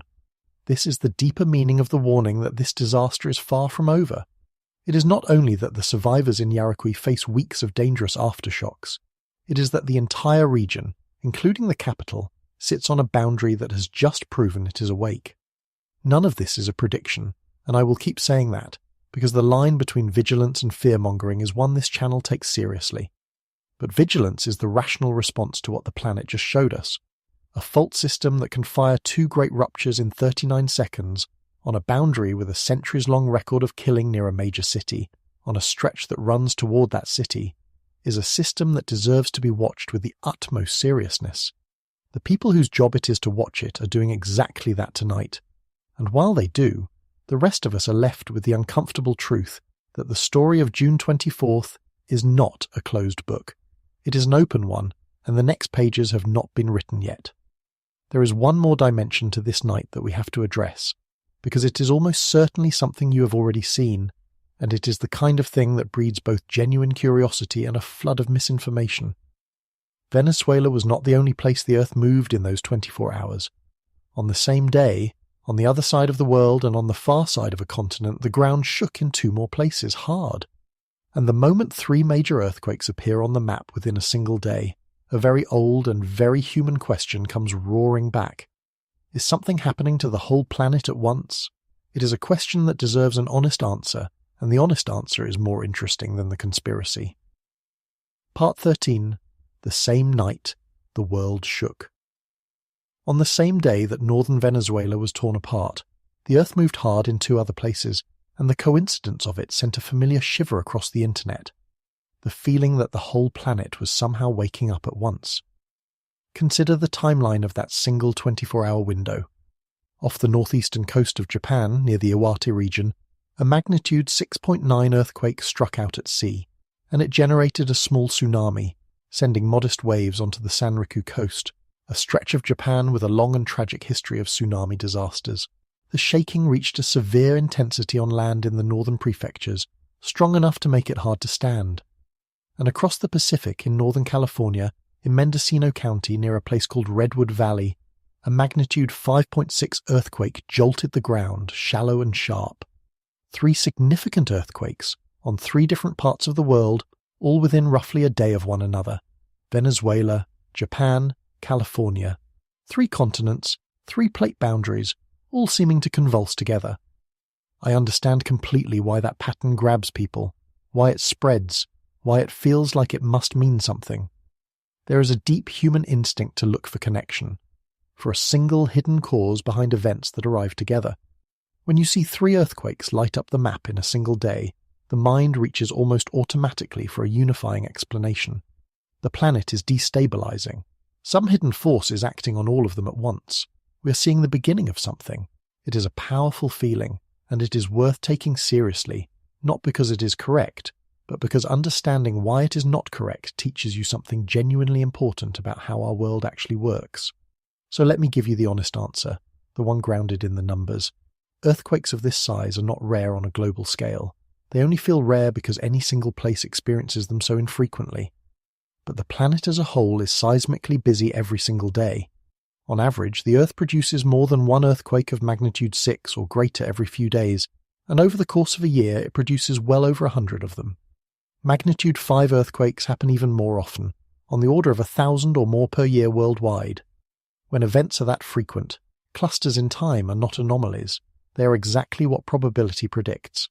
If you roll the dice often enough, you will sometimes roll several high numbers in a row, and that streak does not mean the dice are connected to one another. It means you rolled a lot of dice. 3 notable earthquakes in a single day, on 3 unrelated plate boundaries thousands of kilometers apart, is the statistical noise of a restless planet, not a signal of global catastrophe. The instinct to see a global pattern is so strong that it is worth understanding the psychology behind it, because the same instinct fuels almost every piece of misinformation that follows a disaster. Human beings are pattern-finding creatures. It is one of our great strengths as a species, the ability to spot connections, to infer causes, to see the shape of something larger in a scatter of individual events. But that same gift becomes a liability when it is turned loose on genuinely random data, because it will find patterns whether or not they exist. Show a person 3 earthquakes on a map in one day, and the mind will reach for a connecting thread automatically, effortlessly, almost against the will, because that is what minds do. The feeling of having spotted a meaningful pattern is exactly as strong when the pattern is real as when it is an illusion, which is why the feeling itself is no guide to the truth. The only reliable guide is to step back from the feeling and ask what the numbers actually say. And when you do that, the apparent pattern dissolves. A planet that produces well over 100 major earthquakes a year will, by simple chance, frequently produce several within a single day, just as a city that sees hundreds of births a year will frequently see several on the same afternoon, with no one imagining that the births were coordinated. The clustering is in our attention, not in the Earth. We notice the 3 earthquakes that happen together and feel their convergence as significant, while we never notice the countless ordinary days when the quakes were spread evenly apart, because evenly spaced events do not trigger the pattern alarm in our minds. This selective attention is the engine of the illusion, and recognizing it is the single most useful mental tool for telling a real signal from the noise of a busy and indifferent planet. And critically, these 3 earthquakes happened on completely different, unconnected fault systems, driven by different local forces. The Venezuela doublet was a strike-slip rupture on the Caribbean and South American plate boundary. The Japan earthquake was a different kind of event entirely, out in the subduction zone off the Pacific coast of Honshu, where one plate dives beneath another, which is why it generated a tsunami while Venezuela's largely horizontal rupture did not. The California quake was a shallow event on the complex fault network of the North American west coast. There is no physical mechanism by which a rupture on the coast of Venezuela could reach across the planet and trigger a subduction earthquake off Japan hours later. They are separated by thousands of kilometers of solid earth and by entirely different geological settings. They share nothing except the date on the calendar and the fact that they all happened on a planet whose plates are always, everywhere, in motion. This is also the right moment to address the tsunami question for Venezuela itself, because it briefly raised real alarm. In the immediate aftermath of the doublet, a tsunami threat was issued for parts of the Caribbean, including Puerto Rico, the United States and British Virgin Islands, and the so-called ABC Islands of Aruba, Curaçao, and Bonaire off the Venezuelan coast. For a short time, the possibility of a Caribbean tsunami was on the table, but the advisory was withdrawn within about an hour, and the reason connects directly to the physics we have already discussed. This was a strike-slip earthquake, a largely horizontal grinding of the plates, and horizontal motion does not push a large volume of seawater the way a vertical thrust of the seafloor does. To generate a major tsunami, you generally need the sea bottom to lurch up or down, displacing the water above it. A side-to-side rupture displaces comparatively little, so despite the enormous energy of the doublet, it did not produce a destructive Caribbean tsunami, and the threat was stood down. It is worth noting, as a caution rather than an alarm, that this same fault system has produced damaging tsunamis in the distant past, in 1530 and again in 1853, when offshore segments ruptured. But the events of June 24th did not, and the brief advisory reflected appropriate care, not an actual wave. So the same-day cluster, frightening as it looks on a map, dissolves under honest scrutiny into what it actually is. A coincidence of timing among independent events on a planet that is seismically active every single day. There is no hidden hand synchronizing the world's faults. But that very conclusion, that these things are not centrally controlled, is exactly where another darker set of claims tries to fill the void. Because for some, a random and indifferent planet is not a satisfying answer, and into that gap rushes a whole ecosystem of theories that insist the Venezuela earthquake was not natural at all.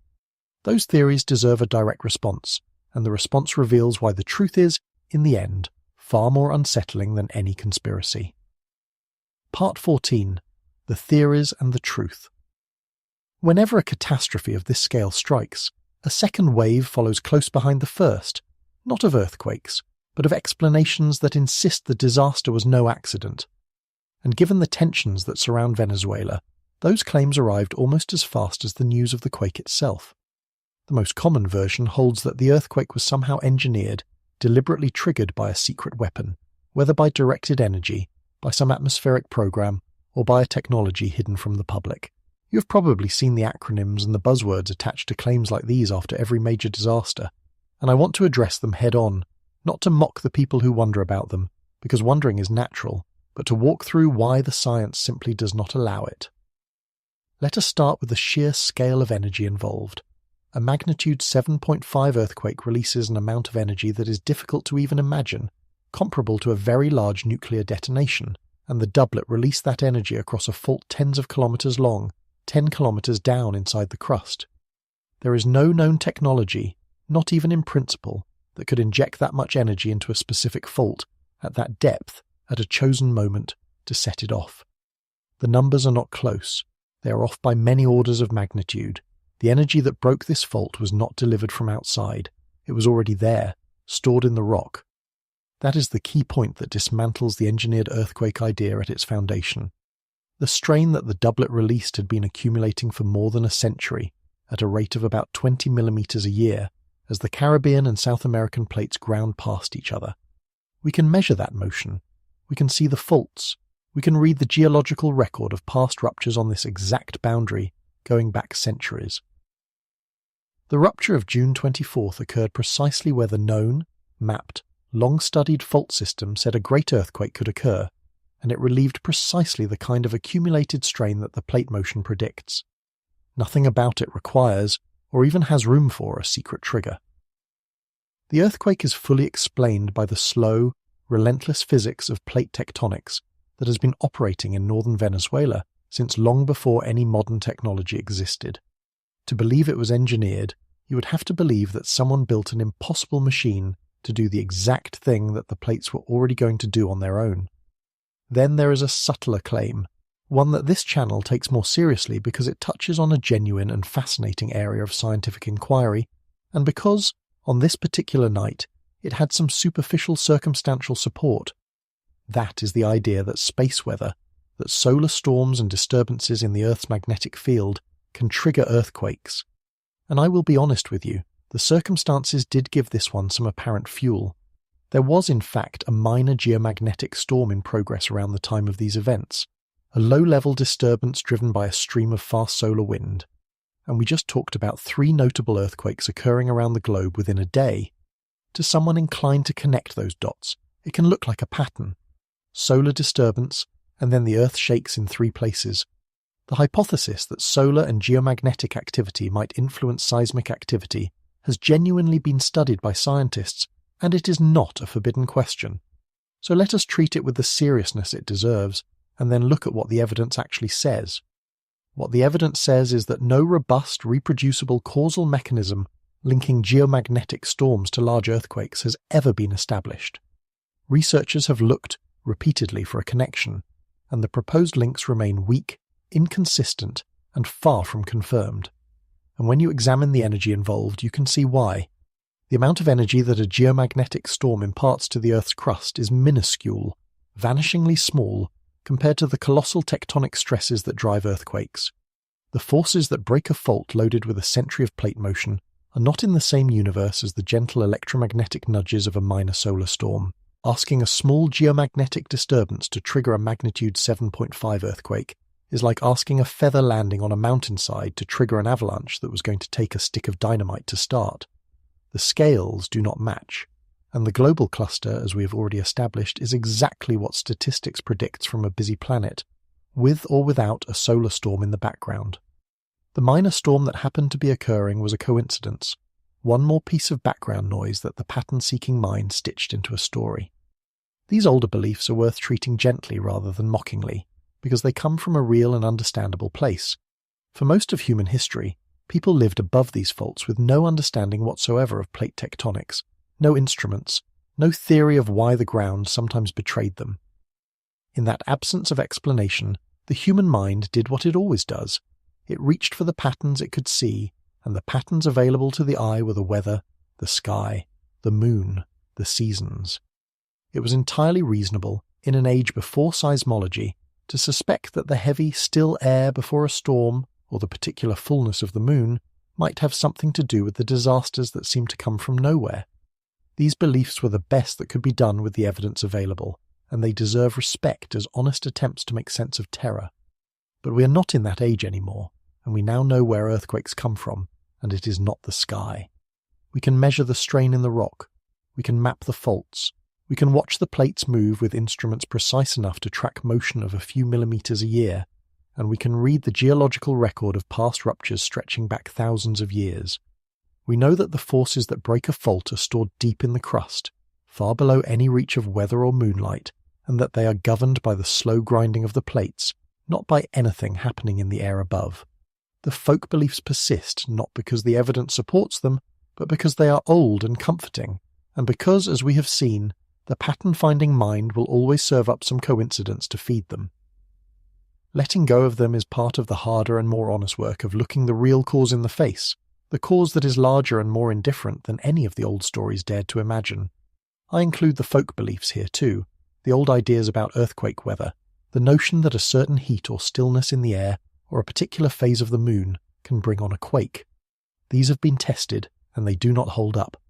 Earthquakes originate kilometers underground, far below any reach of surface weather, in a world of stress and rock that the atmosphere does not touch.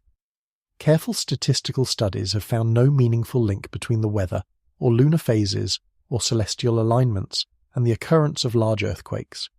These beliefs persist because the human mind is a pattern-finding engine, and after a disaster we comb our memories for anything unusual that preceded it, and we always find something, because something unusual is always happening somewhere. That is not evidence. That is the way our minds work, turning coincidence into causation. So why does any of this matter? Why spend time on theories that the science does not support, instead of simply ignoring them? Because the truth that these theories try to replace is in the end far more sobering and far more important than the fiction. The conspiracy, for all its menace, offers a strange kind of comfort. If an earthquake is a weapon, then there is a hand behind it, an intention, a controllable cause, someone to blame and perhaps to stop. But the reality is colder and larger than that. The reality is that we live on the thin skin of a restless planet whose great plates grind past one another with a force beyond anything we could build or counter, storing up centuries of strain in silence and releasing it without warning, without intention, without any hand behind it at all. No one needs to trigger these earthquakes. The Earth does it on its own schedule, indifferent to us entirely. That is the truth that the conspiracy is, I think, really trying to avoid. Not that the world is too controlled, but that in this one fundamental way, it is not controlled at all. And a planet that can kill thousands in 39 seconds, with no one at the switch, is a far more serious thing to live with than any secret weapon. Which is exactly why understanding the real fault, the real boundary, the real danger, matters so much more than chasing the ghosts. Part 15. What the ground is telling us. So where does all of this leave us? On the night after the ground beneath Venezuela broke twice in 39 seconds, it leaves us with a disaster that is still, in every meaningful sense, unfinished. Let me draw the threads of this together, because they all lead to the same place. We began with 39 seconds, two great shallow ruptures, a magnitude 7.2 and a magnitude 7.5, on the grinding boundary between the Caribbean and South American plates. We saw why that doublet was so much deadlier than a single earthquake, how the first rupture wounded the buildings and trapped the people, and how the second, arriving before anyone could escape, brought the weakened world down. We saw why the alert was red, and why the gap between the confirmed dead and the feared dead is the engine of this whole story, a gap that closes slowly, terribly, as rescuers reach the places that were hit hardest and counted last. We traced the fault back through the centuries, to 1812 and 1900 and 1967 and 1997, and we saw that this boundary has a long memory and a long record of killing, near a city that has grown only larger and more vulnerable in the time since. And we saw, finally, why the danger is not behind us but still ahead, in the aftershock sequence that is essentially certain to continue, and in the unanswered question of what the rupture did to the segments of the fault that point toward Caracas. The phrase that titles this debrief, "Far from over," is not a figure of speech, and it is not an exaggeration for effect. It is a literal description of the situation as it stands. The death toll is not final, and everyone responsible for it has said so plainly. It is a floor, a minimum, a count of the dead we have already reached, and it will rise as the days pass and the picture clears. The injured, numbering in the hundreds and climbing, are in a race against time that depends entirely on whether help can reach them through damaged roads and a wounded medical system. The aftershocks are not a possibility but a near certainty, a sequence that will continue to threaten weakened buildings, endanger rescuers, and prolong the terror for survivors who do not yet know when it will be safe to go home. And the larger fault system, awake now and redistributed, runs onward toward the capital, under the watchful and worried eyes of the people whose job it is to monitor it. It is worth naming what made Venezuela vulnerable in a way that goes beyond geology, because the lesson generalizes. The deadliest combination in the world of earthquakes is not simply a dangerous fault. It is a dangerous fault paired with a population that has stopped believing in it. Awareness drives preparation, preparation drives survival, and awareness is exactly the thing that erodes during the long, quiet decades when a fault is loading in silence. The places at greatest risk are therefore not always the ones with the most active faults. They are often the ones where an active fault has been quiet just long enough for the public, the builders and the planners to relax, to let the old fear fade into folklore, to build as though the ground beneath them were the solid and dependable thing it appears to be. Venezuela was not uniquely unlucky in its geology. It was caught, as so many places are, in the gap between how long a fault can stay quiet and how long a society can stay prepared. That gap is the quiet danger threaded through this entire story, and it is the one worth carrying away from it. We cannot shorten the loading time of a fault, and we cannot predict the day it will fail, but we can refuse to let the silence fool us. We can choose to treat the quiet not as safety but as a warning, to build as though the great earthquake were coming, because on these boundaries it always eventually is. The faults will keep their own schedule regardless of what we believe about them. The only variable truly in our hands is whether we are ready when the schedule arrives, and readiness is built, or abandoned, in exactly the long quiet years when it is easiest to believe that the ground will hold. There is a temptation, when a disaster happens in a place we do not often think about, to file it away as something distant and other, something that happens to those people over there, in a country we associate with other kinds of news. I want to push gently against that temptation, because the lesson of June 24th is not a lesson about Venezuela alone. It is a lesson about the kind of planet we all live on. There are boundaries like this one, locked and loading in silence beneath populated regions all over the world. There are cities built on soft ground above faults that have not spoken in a century, where the very quiet is mistaken for safety.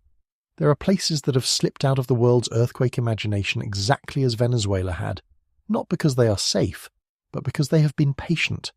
The plates do not care which countries we have decided are earthquake countries. They grind everywhere, on their own schedule, and they keep their own counsel. And that brings us to the hardest and most honest truth of this entire night, the one underneath all the data and all the history. We cannot predict these events. For all our instruments, for all our models, for all the genuine and hard-won understanding that lets us map the faults and measure the strain and forecast the aftershocks in terms of probability, we still cannot stand in a city and say, the great earthquake will come here on this day. The science that can explain an earthquake in exquisite detail after it happens cannot tell you the hour of the next one before it does. We can speak of decades and probabilities and accumulated strain. We cannot speak of dates, and so we are left in a strange and humbling position, knowing with certainty that these boundaries will rupture again, knowing roughly where and not knowing when. We live above the loaded faults, and we wait, mostly without thinking about it, until one of them reminds us. What we can do is far from nothing, and it is worth ending on, because it is the part that is actually in human hands. We cannot stop the fault, but we can decide what we build on top of it, and how. The difference between the older structures that survived 1967 and the modern towers that fell was, in the end, a matter of design and engineering and the soft ground beneath them. The difference between a great earthquake that injures a city and one that buries it is very often the difference in its buildings. The strain in the rock is beyond our reach. The strength of our walls is not. That is the one place where human choice meets the indifferent power of the plates, and it is the place where lives are saved or lost long before the shaking ever begins. The most important earthquake engineering is done in the decades of quiet, not in the 39 seconds of catastrophe. For now, though, the people of northern Venezuela are still in those 39 seconds, or rather in the long shadow they cast. They are still digging. They are still counting. They are still waiting out the aftershocks in the dark, watching the cracks in the walls, wondering whether the next jolt will be the one that finishes a wounded building. The number that we have tonight is not the number we will have next week. The fault that broke is not promising to stay quiet.